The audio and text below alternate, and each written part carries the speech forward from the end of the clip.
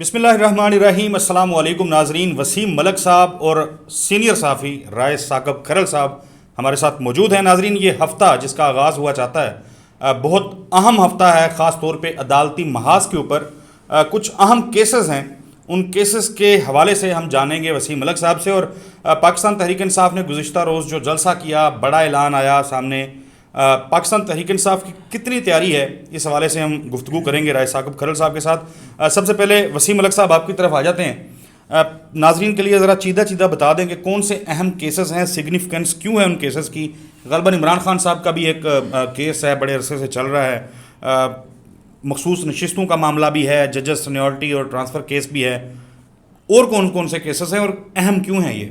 اچھا دیکھیے، کل سے شروع ہونے والا عدالتی ہفتہ، یعنی کہ یہ جو 16 جون سے شروع ہونے والا عدالتی ہفتہ ہے، اس کی اہمیت اس تناظر میں دیکھ رہا ہوں کہ جب ہم یہ دیکھتے ہیں کہ مخصوص نشستیں ہیں، مخصوص نشستیں یہ وہ مقدمہ ہے جو 26ویں آئینی ترمیم کی بنیاد بھی بنا، یہ وہ مقدمہ ہے جو کہ آج تک الیکشن کمیشن آف پاکستان کا فیصلہ واپس سے برقرار رکھنا ہے، اور حکومتی جماعتوں میں شامل جو لوگ ہیں ان کو مخصوص نشستیں دینی ہیں، اور کہیں نہ کہیں یہ مقدمہ اب 27ویں آئینی ترمیم کی بنیاد بھی بنے گا۔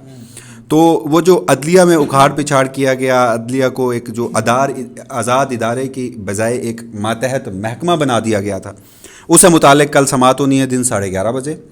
اس میں بھی خاصی دلچسپ چیز ہے، گورنمنٹ جو ہے وہ فوراً فیصلہ کروانا چاہتی ہے، اور جسٹس امین الدین خان صاحب وہ بھی فوراً فیصلہ کرنا چاہتے ہیں، ایون کہ وہ تو حد سے پہلے جا کر یہ فیصلہ کرنا چاہتے تھے کہ میں وہ جو مذہبی فریضہ وہ جا کے میں نے سر انجام دینا ہے، تو اس سے پہلے میں انصاف کا جو فریضہ ہے وہ بھی یہاں پہ، جی ہاں۔ لیکن آپ کو ایک اور دلچسپ بات بتاؤں، گورنمنٹ ناراض ہے ان سے اسی مقدمے میں۔ میں آپ کو بتاتا ہوں، میں آپ کو سنیں، آپ اگر مجھے اجازت دیں گے میں آپ کو بتاؤں گا۔ گورنمنٹ ناراض ہے، وقت کم ہے، مقابلہ سخت ہے۔ 19 جون کو جوڈیشل کمیشن آف پاکستان کا اجلاس ہے، جس میں انہیں مزید آئینی بینچ میں توسیع ملے گی یا نہیں یہ دیکھنا ہو۔ اور دلچسپ بات کیا ہے، 26ویں آئینی ترمیم ہوئی، اس 26ویں آئینی ترمیم میں جہاں آپ نے جوڈیشل کمیشن آف پاکستان میں ایگزیکٹو کی بھرمار کر دی، اگر جسٹس امین الدین خان خود کو اپنے لیے ووٹ نہ دیتے تو وہ پھر بھی جوڈیشل کمیشن آف پاکستان کے تھرو آئینی بینچ کے سربراہ نہ بنتے۔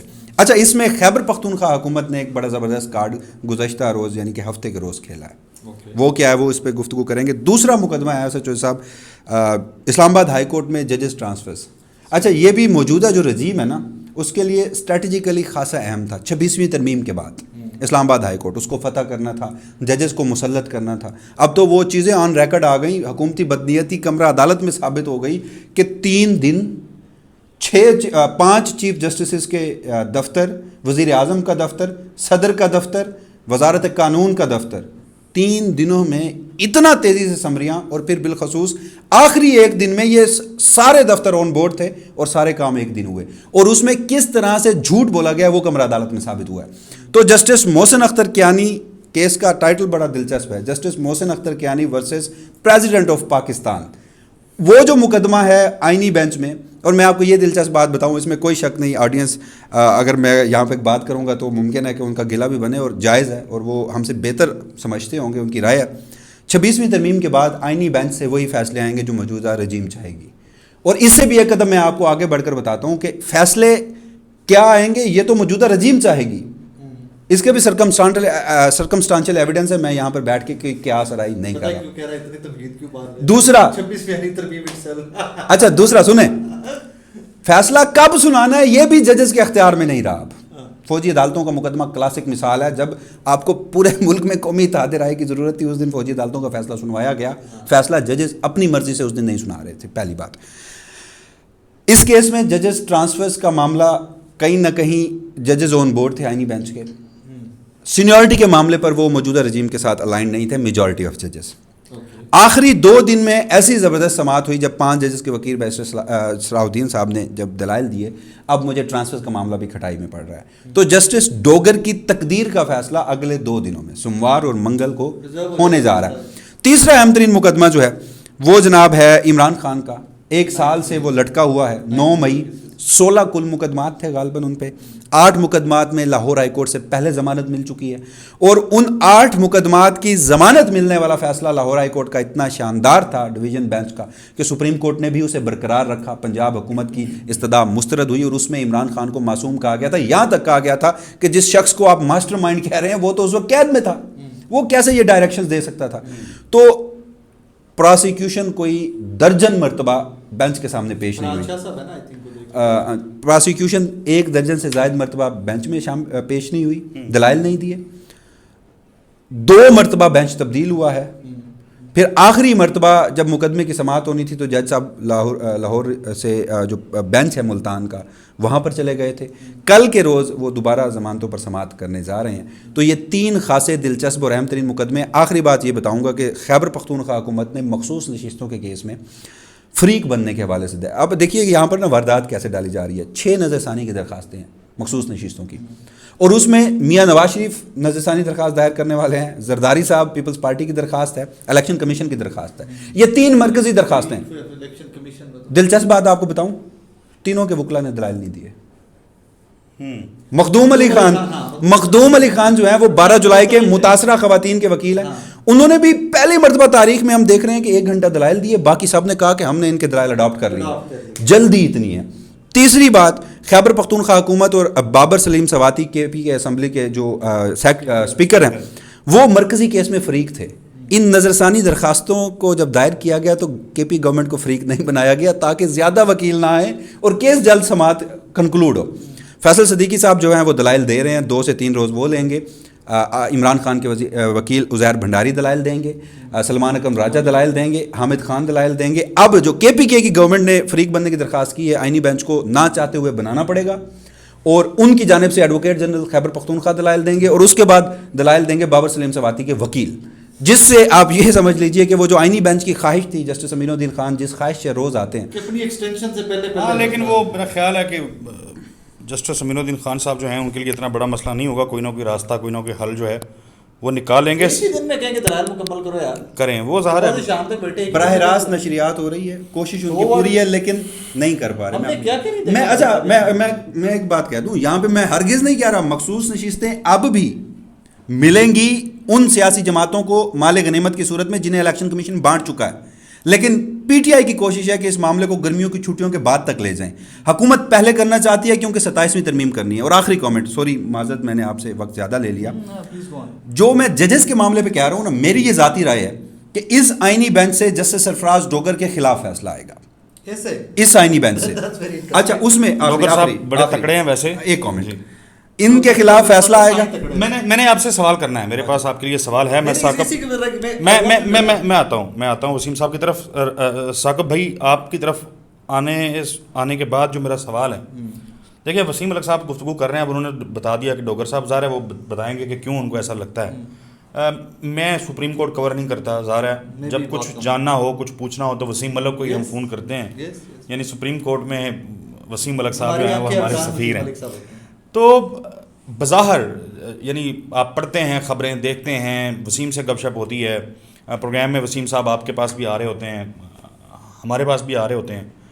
تو مجھے تو پورا جو پیٹرن ہے اس کو دیکھنے کے بعد کوئی ایسی امید نہیں ہے کہ جو لوگ جس طرح سوچتے ہیں. اب دیکھیں نا, عقل اور فہم ہے. یہ بھی ایک سوال تھا کہ مخصوص نشستیں اگر حکومتی جماعتوں کو دینی ہیں تو وہ کس قانون اور آئین کے تحت ان کو دی جائیں گی.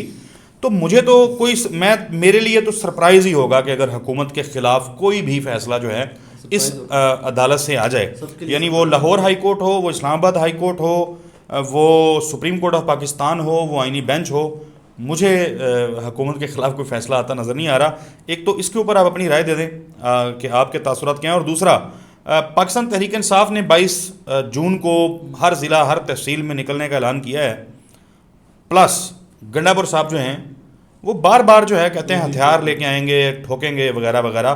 سو اس پہ آپ کیسے دیکھ رہے ہیں؟ I think let start with Gandapur صاحب اینڈ 22 آف دس منتھ جو احتجاج کی کال ہے پاکستان تحریک انصاف کی جانب سے. چور صاحب آپ کو یاد ہے کہ اس طرح کے احتجاج کی کالیں پاکستان تحریک انصاف پہلے بھی دے چکی ہے, ملک گیر احتجاج ہر ضلع میں ہر دیہات میں. اینڈ میں اس وقت کی بات کر رہا ہوں کہ جب عمران خان صاحب کی رہائی کے لیے لوگ بہت ایگر تھے, لوگ بڑے چارجڈ ہوتے تھے, کوئی بھی جلسہ جلوس ہوتا تھا لوگ پہنچتے تھے, مارے کھاتے تھے, ڈنڈے کھاتے تھے.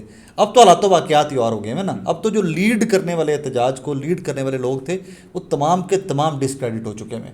مجھے یہ دکھ کے ساتھ کہنا پڑتا ہے کہ سیاسی جماعتوں کو ڈسکریڈٹ نہیں ہونا چاہیے. آپ کی میری آواز, پاکستانیوں کی آواز سیاسی جماعتیں ہی ہوتی ہیں ڈیموکریسیز کے اندر, جمہوریت کے اندر. علی امین گنڈا پور صاحب لیڈ کرتے آئے, خیبر پختونخوا سے احتجاج ڈسکریڈٹ ہو چکے ہیں, پنجاب کی لیڈرشپ ڈسکریڈٹ ہو چکی ہوئی ہے, اور پاکستان تحریک انصاف نے خود سے ڈسکریڈٹ کیا ہے ایک دوسرے کو.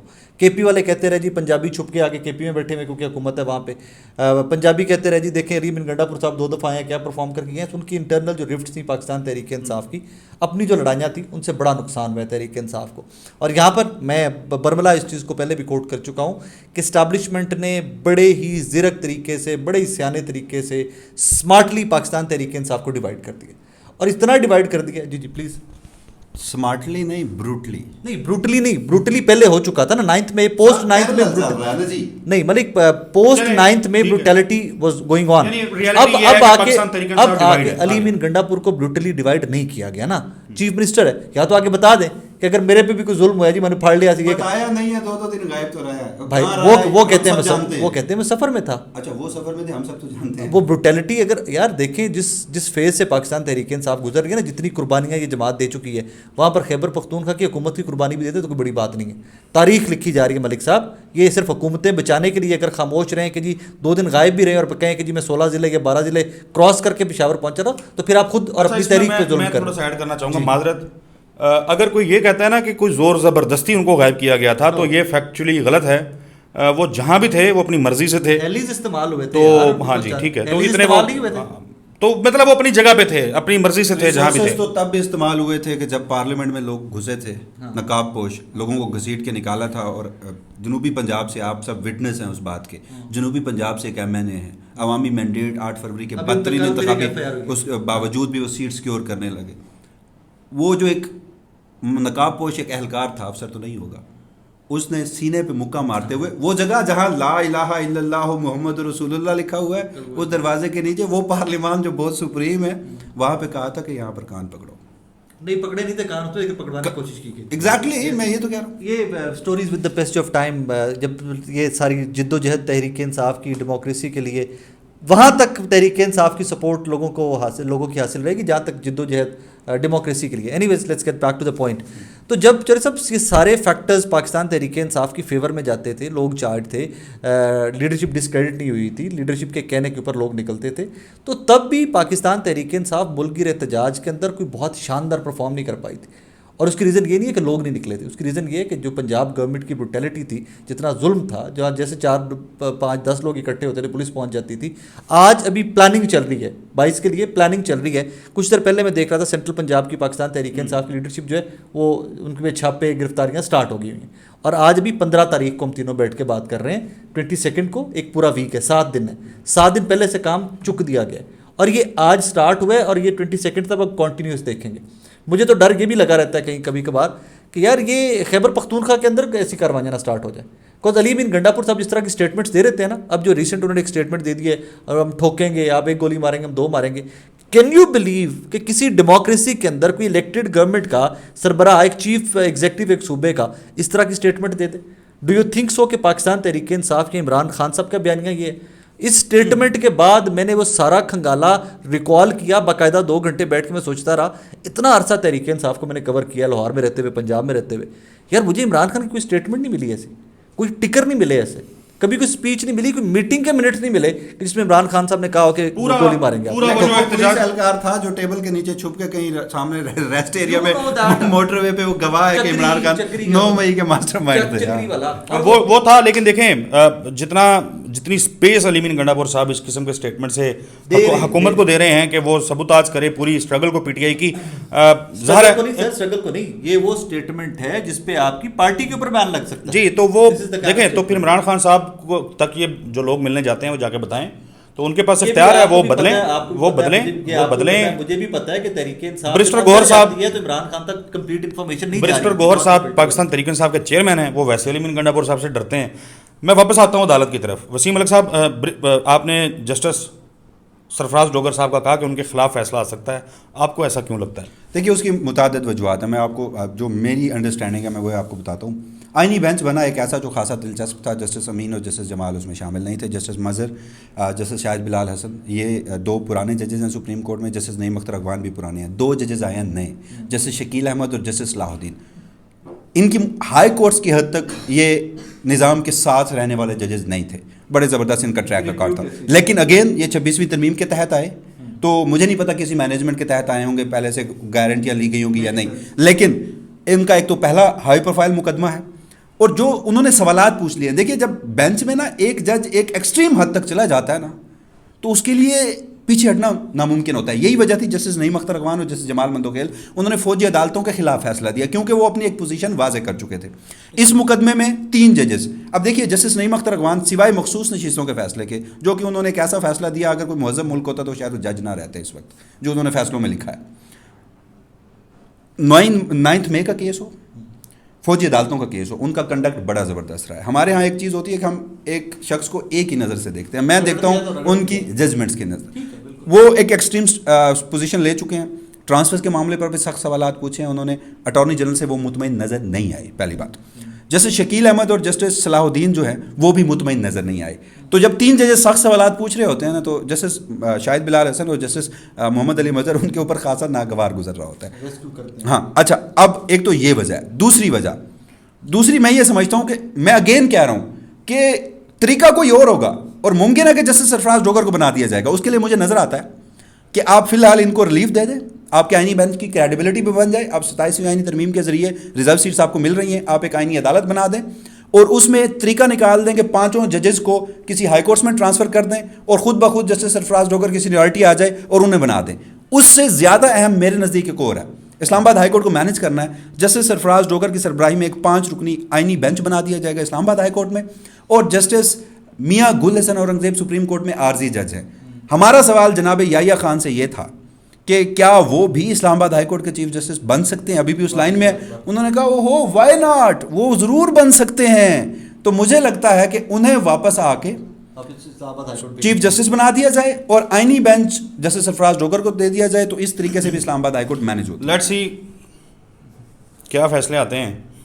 لیکن ظاہر ہے ہم نے ماضی میں بھی دیکھا ہے خاتون جج صاحبہ ان کی جانب سے بڑے سخت سوالات جو ہیں وہ پاکستان تحریک انصاف سے متعلقہ نہیں، میں جو دوسری جج صاحبہ ہوں، لیکن وہ کہتی ہیں کہ قاضی فیضی میرے محسن ہیں، بس بات فائن. بڑے سخت ان کی آبزرویشن سوالات آتے رہے، جس کو دیکھ کے بندہ ایک دفعہ تو بڑا وہ کہتا ہے کہ یار کیا بات ہے. لیکن پھر جب فیصلے ان کے پڑھے تو ہم خود دیکھ رہے تھے کہ کیا یہ وہی ہیں. اینی ویز دیکھتے ہیں کہ کیا رخ اختیار کرتے ہیں یہ تمام کیسز بھی اور پاکستان تحریک انصاف. اگلی ویڈیو تک کے لیے ناظرین ہمیں اجازت دیجیے. اللہ حافظ.